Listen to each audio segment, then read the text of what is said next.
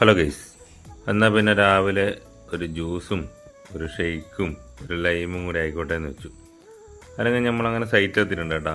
ഇതാണ് നമ്മൾ വർക്ക് ചെയ്യുന്ന സ്ഥലത്തു നിന്നുള്ള വ്യൂ. എന്ത് രസമാണെന്നറിയാം. അങ്ങനെ നോക്കി ഞാൻ അവിടെ നിന്ന് പോകും. അവർ മൂല പോകുമ്പോഴത്തേക്ക് നല്ലോണം ഹൈറ്റിലുണ്ട്, മണലെല്ലാം വാരിക്കൂട്ടിയിട്ട്. എന്നാ പരിപാടി എന്നറിയില്ല. അതുകൊണ്ട് ഒരു തുമ്പി കയറി നിൽക്കുന്നത് ലൈറ്റ്നിങ് അറസ്റ്ററിൻ്റെ മേലെ. എന്താ ചെയ്യണ്ടല്ലേ, തുമ്പിക്കൊന്നും പണ്ടത്തെ പോലെ പേടിയൊന്നുമില്ലാന്ന്. നമ്മൾ എത്ര ആട്ടിലും പോകുന്നില്ല. അങ്ങനെ ഉച്ചയായി കേട്ടോ. ഉച്ചയാകുമ്പോൾ നല്ല ബീഫ് ബിരിയാണിയെല്ലാം മേടിച്ച് തന്നിട്ടുണ്ടേ. അതെല്ലാം കഴിച്ച് നമ്മൾ വീട്ടിലേക്ക് വന്നു. വീട്ടിൽ വരുമ്പോഴത്തേക്ക് മോൻ്റെ ഒന്നിച്ച് പഠിക്കുന്ന കുഞ്ഞിരെ ബർത്ത്ഡേ പരിപാടി ഉണ്ടായിരുന്നു. അപ്പോൾ ഓനൊരു ചെറിയൊരു ഗിഫ്റ്റെല്ലാം മേടിച്ച് കൊടുത്ത് രണ്ടാളും കൂടെ അഴിച്ചു പറിക്കുന്ന രംഗങ്ങളാണല്ലോ.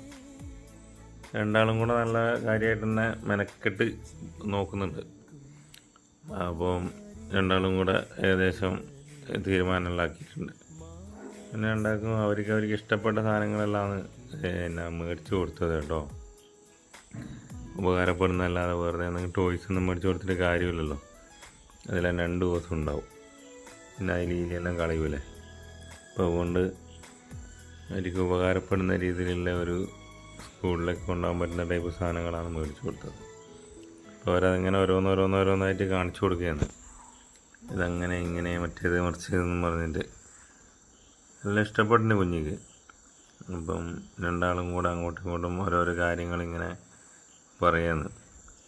ഈ പരിപാടി അറിഞ്ഞ തന്നെ വൈകുന്നേരമാണ്. അതിന് പിന്നെ ഒന്നും നോക്കിയിട്ട് നേരെ വിട്ട്.